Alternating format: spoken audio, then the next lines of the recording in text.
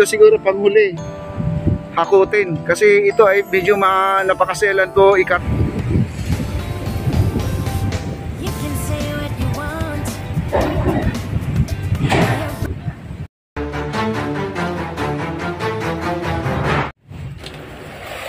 At ito na po mga kaibigan, update dito sa ating Dolomite. Ayan, kaya po tingnan ng ating dagat. Napakalinis na po. Naglulumot, parang Boracay na rin ang ating tubig. At huwag na po kayo mag-alala dito sa ating nakikita sa mga ganitong klaseng basura ay ito po ay gawa ng ating mga kababayan po, no? At wala po tayong nakikita mga water lily. Ika nga, lagi natin pinaulit-ulit ang ating update dito sa ating Dolomite kasi marami po talagang gusto makita kung ano na po talaga ang improvement ng ating Dolomite, ang ating basura. Kaya po tayo ay nanditong hapon na to at tinitingnan natin ay ang laki po ang pinagbago ng ating Dolomite. At kaunti na lang po ang basura. Ayan, nakikita nyo ang dalampasigan. Yan po ay nalinis na po yan. Ayan o, nakikita nyo. Napakaganda. At ito sa side mga kaibigan, nandyan pa rin yung mga kahoy. Pero mamaya-maya po ay ipapakita ko po sa inyo kung ano na po ang sitwasyon ng ating mga sako-sakong basura dito sa nakikita po natin. Ayun sa may unahan. Ayan po sila ating nakapula dyan. At hawak-hawak pa sila ng kamay. No? Parang nasa tabi lang po sila ng Batangas Beach po mga kaibigan. Kaya po mga kaibigan, lapitan po natin itong mga basura. At tingnan po natin kung ano pong nakikita po natin, parang may tela dyan banda. Ayan po. Lapit pa tayo. At ito yung mga kahoy ngayon na ipon nila, no? May kasama ditong ito yung alam niyo to guys. Ito yung geotextile at nakuha nila. Ewan ko kung saan nila nakuha itong malaking geotextile. Ito yung nasa ilalim ng Dolomite bago tinampakan ng gray sand. Tapos Dolomite, no? Itong tela na to. Ayan. Ang mahal kaya yung yarda na yan, yung gray sand na yan. Hindi ko alam kung saan nila nakuha itong gray, yung geotextile. Matibay po yan kahit nasa dagat yan, hindi po basta-basta lumulutong yan. Yan ang ginagawang pang ilalim bago magtambak ng Dolomite. Ito yung mga kahoy, yan, dami pong kahoy. Check natin yung mga basura. Bawasan na po yung mga basura talaga guys. Bawas na po yung basura natin, no?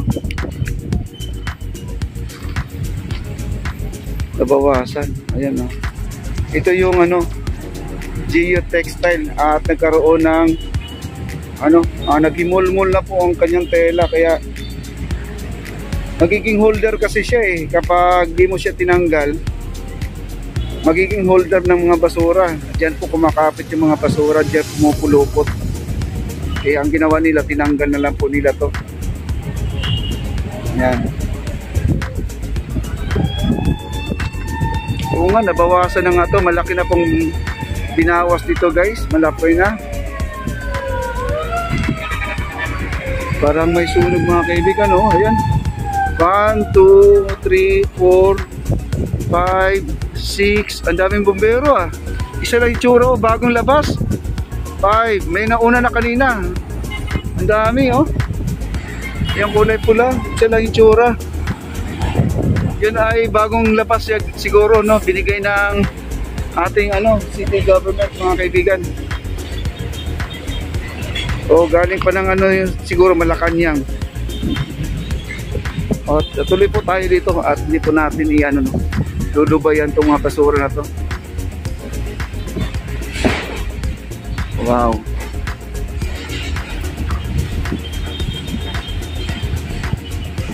Ito yung mga basura. Ito yung nasa gitna banda.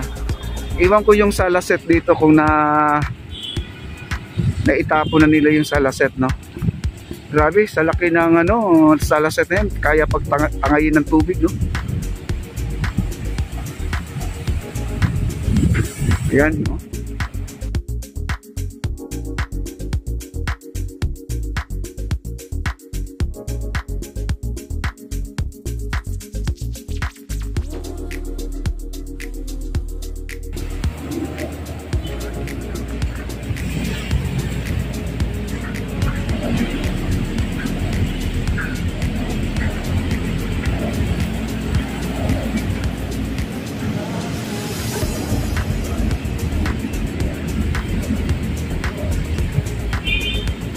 Ayan po yung mga traspong. Ayan, nandito lang sa gilid. Hindi na binalik.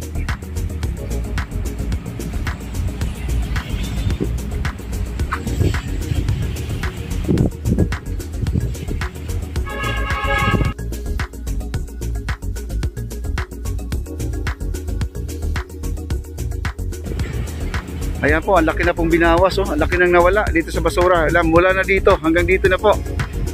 Hanggang doon sa may hagdanan na yan, oh. Nakikita nyo yung hagdanan na yan. Oh. Ganyan po, karami ang nahakot na nila. Ilang truck na kaya sila, mga kaibigan?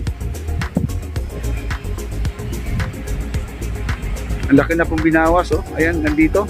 Dito na po, sa may kalagitnaan.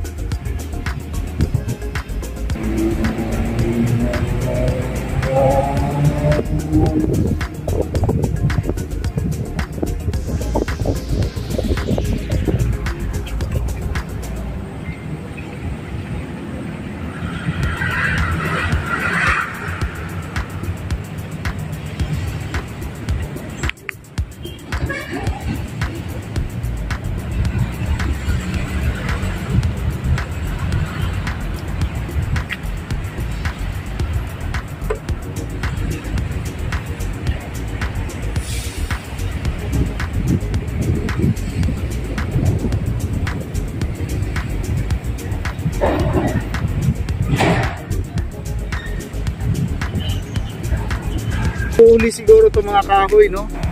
Ito siguro panghuli, hakutin, kasi ito ay medyo napakaselan to ikarga to. Isa-isahin mo talaga pagkarga to, isa-isahin mo. Ang daming kawayan pa. Ang sopa pala, nandun pa rin yung sopa, oh. Nandun sa dulo. Napakarami pang basura, mga kaibigan, sa totoo lang, no? Ayan, dito po yung entrada.